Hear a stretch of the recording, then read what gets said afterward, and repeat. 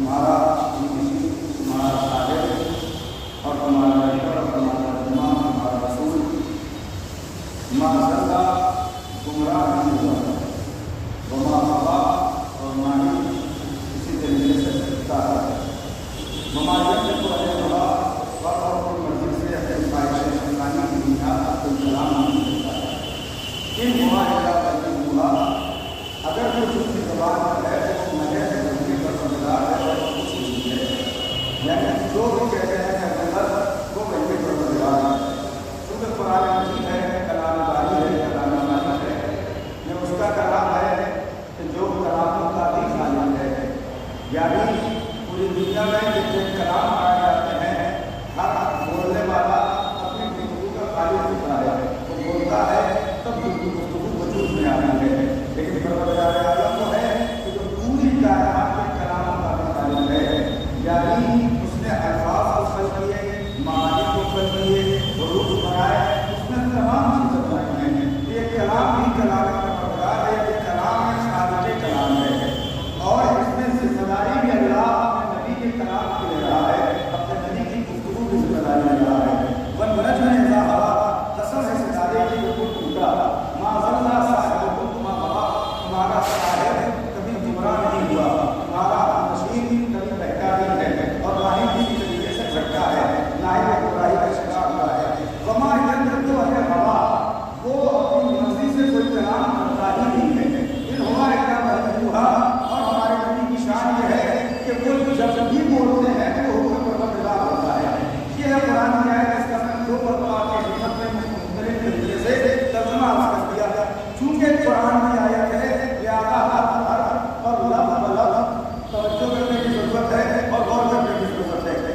قسم کے ذریعے سورے کا آغاز ہوتا ہے حالانکہ صرف یہی سورہ نہیں جس میں اللہ نے قسم کھائی ہے بلکہ قرآن میں اور بھی سورے ہیں جس میں اللہ نے قسم کھائی ہے مثلا سورہ صف سورہ شمس ہے سورہ ضحیٰ ہے جس میں اللہ نے قسم کھائی ہے سورہ عصر ہے جس میں اللہ نے قسم کھائی ہے اس کے علاوہ کئی مقامات ہیں جس میں اللہ نے قسم کھائی ہے مثلا والعصر ان الانسان لفی خسر زمانے کی قسم کہ انسان گھاٹے میں ہے والشمس وضحاها والقمر اذا تلاها سورج کی قسم اور اس کی ضیاء کی قسم چاند کی قسم اور اس کے بلا فاصلے آنے کی قسم والنہار اذا جلاها اور اس کی قسم جب وہ پوری طریقے سے پوری دنیا میں پھیل جائے واللیل اذا یغشاها اور رات کی قسم کس طریقے سے اللہ نے کس طریقے سے اللہ نے تقریباً 11 قسمیں سورہ شمس میں کھائی ہے والضحیٰ واللیل اذا سجاها اس میں اللہ نے قسمیں کھائی ہے گفتگو قسم کے حوالے سے اگر کی جائے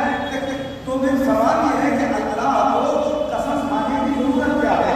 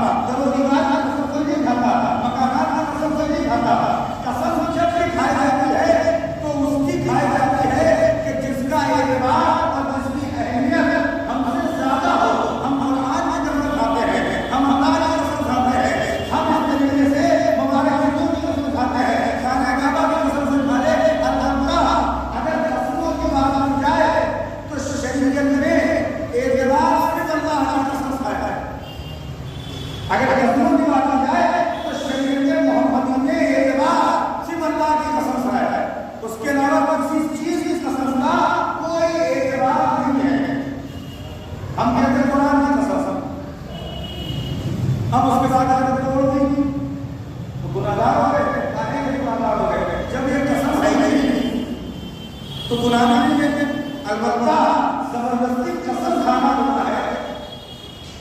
ہم مسجد کی قسم کھا رہے تھے, ہم خود سے قسم کھا گئے کہ قسم کھاتے ہیں کہ ایسا مسجد سے نہیں چلے گئے. اب آپ نے قسم سن رکھی ہے, قسم ہے ہی نہیں. یہ عہد ہو سکتا ہے اپنے آپ سے کہ ہم نے عہد لے جائے گا, اس کے بعد یہاں آنے جائیں گے, لیکن نہ اس قسم کا کوئی اعتبار ہے, نہ اس قسم کا کوئی مطلب ہے. قسم بس ایک ہے, وہ ہے اللہ کی, اور وہ بھی عربی زبان میں. ہم یہ کہ اللہ قسم, اس قسم کا کوئی مطلب نہیں ہے. عربی زبان میں الفاظ ہے اللہ, یہ قسم ہے, یعنی اللہ کی قسم. باللہ, یہ اللہ کی قسم ہے. اللہ, یہ اللہ کی قسم ہے. اگر اس طریقے سے کوئی قسم کھا رہا ہے, اگر کوئی واللہ کہے کہ میں واللہ یہ کام نہیں کروں گا, یعنی اللہ کی قسم یہ کام نہیں کروں گا, باللہ یہ کام نہیں کروں گا, اللہ یہ کام نہیں کروں گا, اگر اس طریقے سے کوئی کہہ رہا ہے, اب اگر قسم سنے گا تو اس میں کفارہ بھی ہے اور وہ گناہگار بھی ہے. اس کے علاوہ کسی قسم کا مسجد کی قسم کوئی اعتبار نہیں ہے, قرآن کی قسم کوئی اعتبار نہیں ہے, کعبے کی قسم کوئی اعتبار نہیں ہے. اسلام میں چور کی قسم کوئی اعتبار نہیں ہے, صرف اللہ کی قسم کا اعتبار ہے. وہ بھی تین طریقے سے, واللہ, باللہ, تاللہ, یہ تین حروف ہیں جنہیں حروف قسم کہا جاتا ہے. جب یہ اللہ کے ساتھ بن جائیں گے اور انسان اللہ کی قسم کھا لے, اب توڑے گا تو گناہگار ہو جائے گا, اب توڑے گا تو اس کو کفارہ دیا جائے گا. تو قسم ہم کھاتے ہیں اس کی جس کا اعتبار ہم سے زیادہ ہو, جس کی اہمیت ہم سے زیادہ ہو, یہاں پر قسم کھائی جاتی ہے. دوسری بات, قسم وہاں کھائی جاتی ہے جہاں پر بعد میں وزن پیدا کرنا ہوگا, تبھی ہوتی ہے. یہ پہلا میرا سوال تھا, اس کا جواب ہو جائے, اس کے بعد دوسرے مرحلے پہ آئیں گے. پہلا جو میرا اعتراض تھا کہ قسم ہم تب کھاتے ہیں جب بعد میں اعتبار پیدا کرنا ہو, جب بعد میں وزن پیدا کرنا ہو.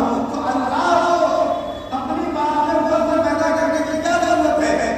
جو لوگ اللہ کی ذاتی نام رکھتے ہیں ان کو کوئی فرق نہیں پڑتا کہ اللہ آپ کی قسم کھا کے یہ بات کہے یا ایسے حکم دے دے. وہ دونوں طریقے سے اللہ کی بات ماننے کو تیار ہے. اللہ نے نماز پڑھو, کسی نے اعتراض کیا, جتنے مومن تھے وہ مسجد میں رکعت کے پیچھے چلے آئے. اللہ نے کہا کہ تمہارے اوپر روزہ واجب کیا گیا ہے, جیسے تم سے پہلے بابا کے واجب تھا. لوگوں نے سنا, جو مومن تھے پیغمبر کی بات میں عمل کیا, ماننے والے قرآن کا چرچا کیا, وہ سب نے روزے کی نیت کر لی. اللہ نے جہاد کا حکم دیا, مسلمانوں نے جہاد کیا. اللہ نے زکات کا حکم دیا, مسلمانوں نے زکات ادا کی. جتنا حکم اللہ نے دیا, مسلمانوں نے ہر حکم پہ عمل کیا, مومنوں نے ہر حکم پہ عمل کیا. تو اس سے کوئی فرق پڑتا ہی نہیں کہ اللہ قسم کھائے یا نہ کھائے, اس کی بات ایسے ہی بنتی ہے. اس کو قسم کھانے کی ضرورت نہیں ہے. آپ یہ دیکھیں کہ مومن ہوتے ہیں, جو صاحب ایمان ہوتے ہیں, ان کے سامنے اگر آپ مثلاً آئے سستانی کے بارے میں بات کرتے ہیں, وہ اپنی بات واپس کر جائے گا. سستانی بات کر رہے ہیں تو آپ کو بات واپس کر جائے گا. تو جو ایک مرجع کا اتنا احترام کرتا ہو, چاہے اپنی بات کہیں ہو یا نہ کہیں ہو, اگر اس کے سامنے کہا جائے کہ اللہ نے یہ کہا ہے, تو اسے دکھانے کی ضرورت نہیں کہ دکھاؤ اللہ نے قسم کھائی ہے. اللہ کے کلام کا مقصد ایسے ہی ہے, قسم کھانے کی کیا ضرورت ہے. جہاں ہم دیکھیں وَالنَّجْمِ إِذَا هَوَىٰ, ستارے کی قسم سے وہ ٹوٹا, مَا ضَلَّ صَاحِبُكُمْ وَمَا غَوَىٰ, تمہارا نبی نہ کبھی گمراہ ہوا نہ کبھی بہکا. جہاں پہ اللہ ستارے کی قسم کھا کر اپنی بات نہیں کر رہا ہے, بلکہ اپنی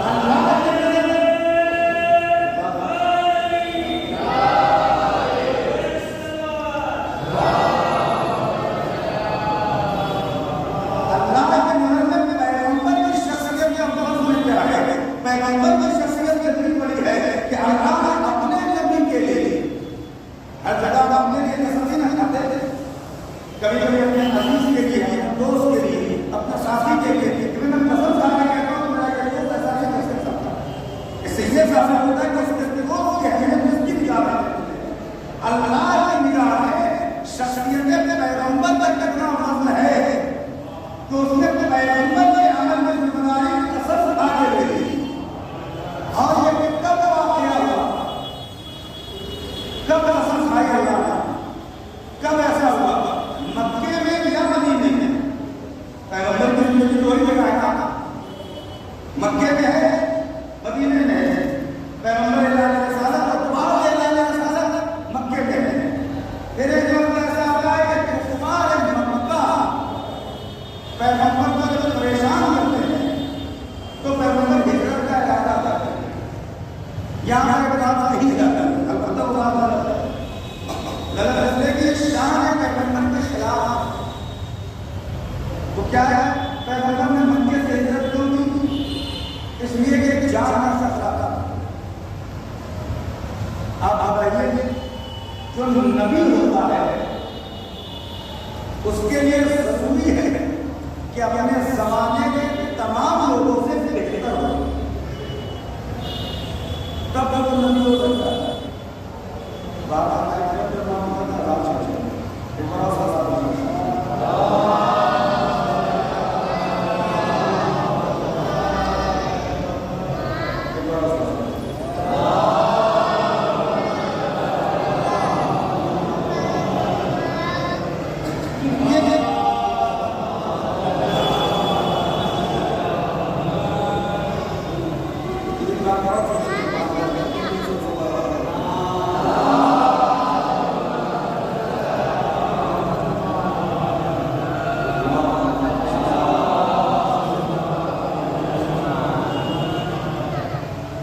یہ کہا جاتا ہے پیغمبر کے لیے کہ پیغمبر کو مکے میں جان کا خطرہ تھا، اس لیے پیغمبر نے مکہ چھوڑا اور مدینے میں آپ مدینے میں تخصیص کی۔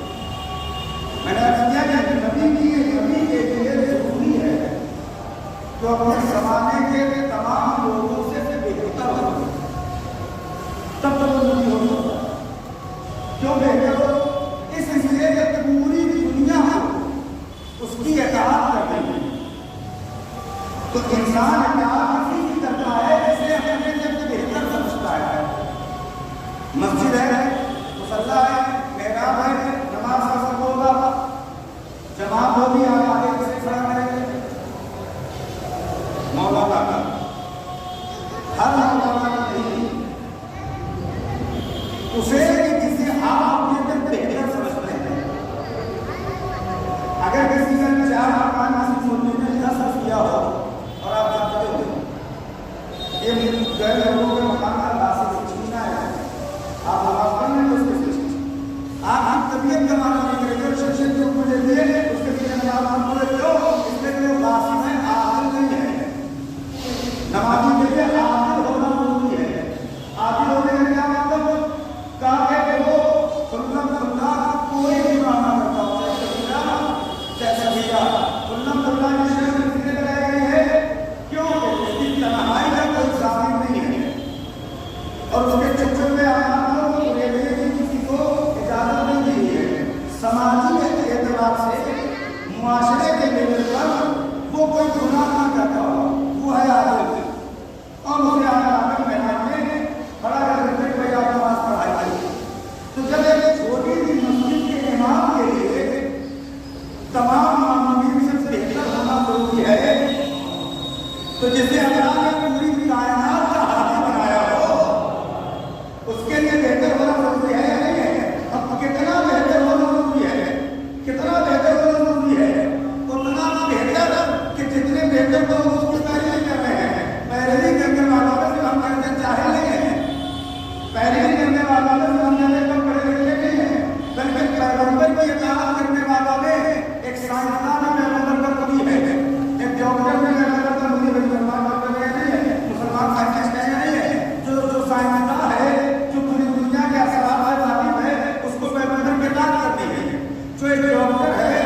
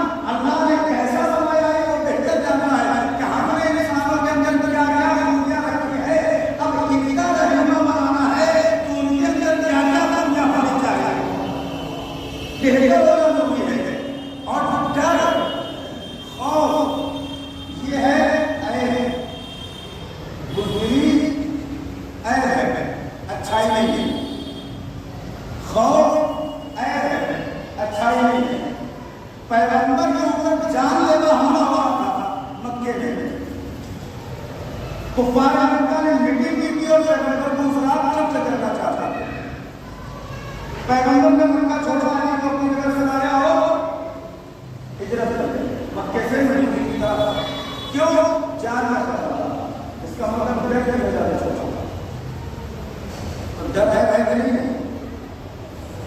جہاں پیغمبر کی امتی اتنے بہادر کہ کافروں کے ملک میں رہنے کی ٹکر لڑ رہے ہیں، تو پیغمبر کو کتنا بہادر ہونا چاہیے؟ تو ڈر کے